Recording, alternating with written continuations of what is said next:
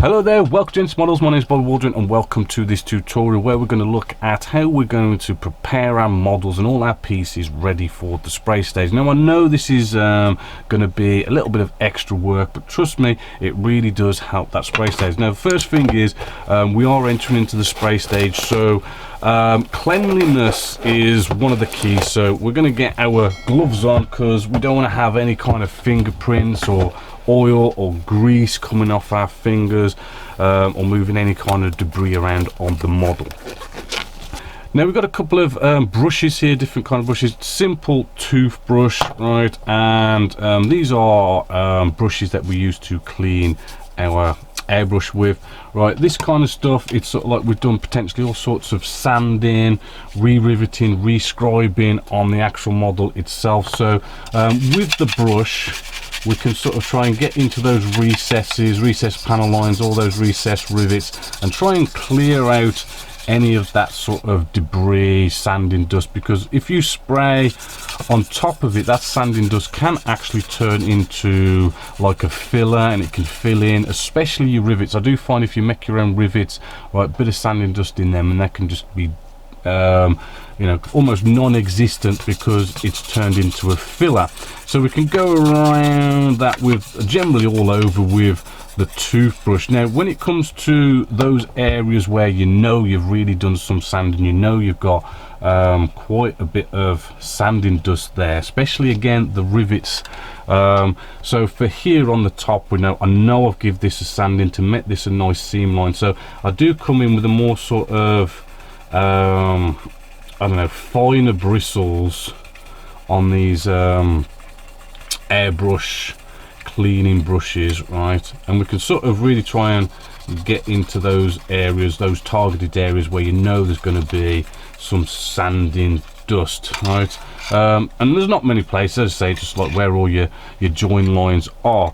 So with that done, then I like to come in with a little bit of cleaning. So what we have here is IPA, pure IPA, you know, as strong as you can get it. I know I'll go off and I can get it like 99% IPA, 75% IPA is fine. You know, it's just, you know, some sort of a strongest solution, the strongest you can get, in fact. And good old kitchen paper towels, right, we're kind of gonna just rip these up into parts. And the reason why we use IPA, it's great for cleaning off things like greasy fingers, any sort of maybe mold release agent that may be still left on these bits of plastic. It just cleans that all up, so you're not going to have any kind of grease, right. But also IPA, it evaporates really quickly. So as you can see, I've cleaned this wing up here all nice and clean.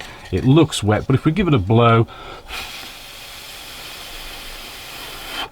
right, that will evaporate pretty damn quickly. Because I have in the past, I have used water for other sort of like weathering techniques and stuff, and water kind of hangs around, it can go into the nooks and crannies and doesn't dry, and then you come round to spray and spraying water out. So IPA is definitely a good one.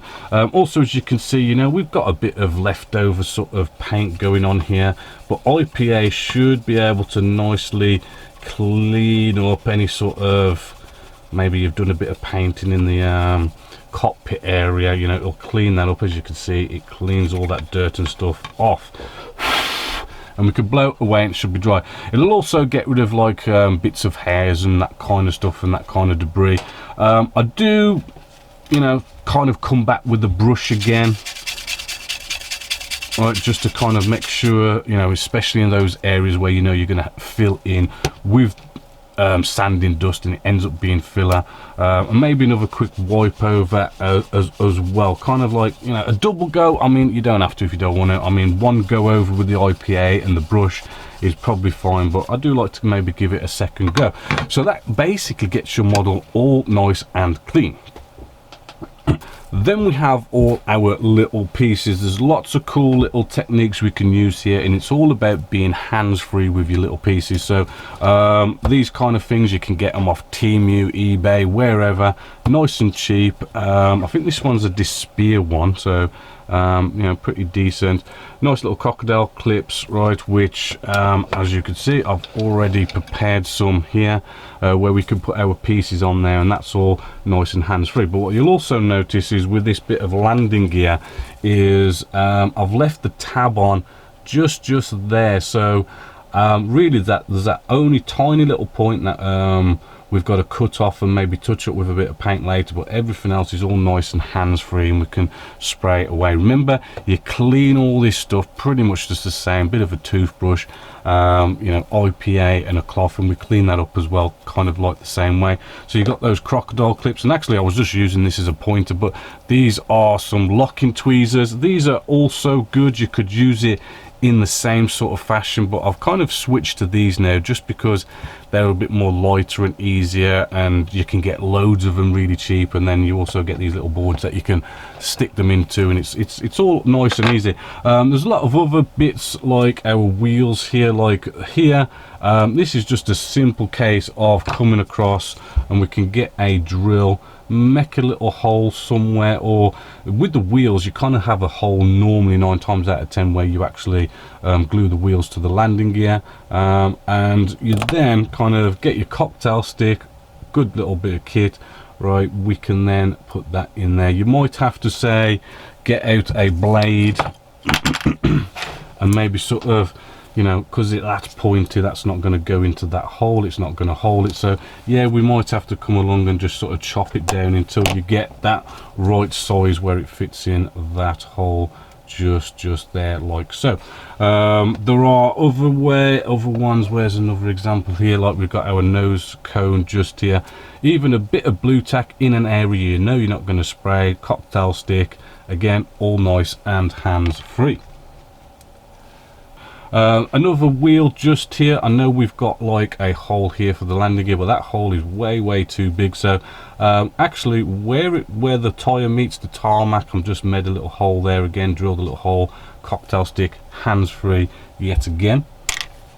Even again, you know, we're leaving a bit of the tab on the sprue, and it's big enough a tab that we can sort of hold that with our hand and then spray around it. You know, you could do that as well if you wanted to, you know, but upgrade it a bit more, put it on some crocodile clips, and it's even better. And so there you have it. That's how we get all nice and prepped up for the spray stage. The big one that I wanted you to kind of take away from this is IPA and a kitchen paper towel, cleaning off all that noise, all that horrible grease and all that stuff. Because what the paint will do, obviously you probably already know, you know, grease paint won't stick so well. So if you do any sort of masking, like, you can peel off the paint. It doesn't go down as well. You might notice that your surface is a little bit rough because you've got all sorts of dust and hairs all on there, which can take away that professional look. So giving it a good clean really does benefit in making you have a nicer, smoother surface. It helps the paint stick a hell of a lot better and looks way more smoother, and it's definitely good to do it right at the beginning. Again, when you get that primer on, it just makes, and use the right primer, it just makes all your surface perfect for whatever colors and spraying you're going to do after that, to give that professional, smooth, clean look to your spray work. So hopefully you've taken that nice little tip, that nice little tutorial, and you've applied it to your models, and you should hopefully see a bigger difference in like your surface and the way it sticks down. I know when I started first spraying, if ever I masked anything up, it just, you know, I always just seem to peel away paint, and then I'd have to touch it up and stuff. But you do it properly and you really sort of limit that peeling of paint. Your spray work looks smoother. It's all good. It's like a quick 5-minute job really, if you just quickly kind of just clean it as well. Not only that, the amount of times I've done lovely sort of rivet work, especially thinking rivet work, recessed panel line work, you know, you can get away with that, but recessed rivet work, like a bit of dust in there, because they're quite fine, and like you don't see all that rivet work you've done in. It's a bit of a shame when you put all that work into it. So nice little brush to clean them out as well. So there we go, nice little tutorial. Hope you enjoyed, hope you'll give it a go. Hope you'll look forward to the next tutorial or rapid video build, or step by step we do here at Genesis Models. So as always, until next time, my name is Bobby Waldron, this is Genesis Models, and I hope you've enjoyed.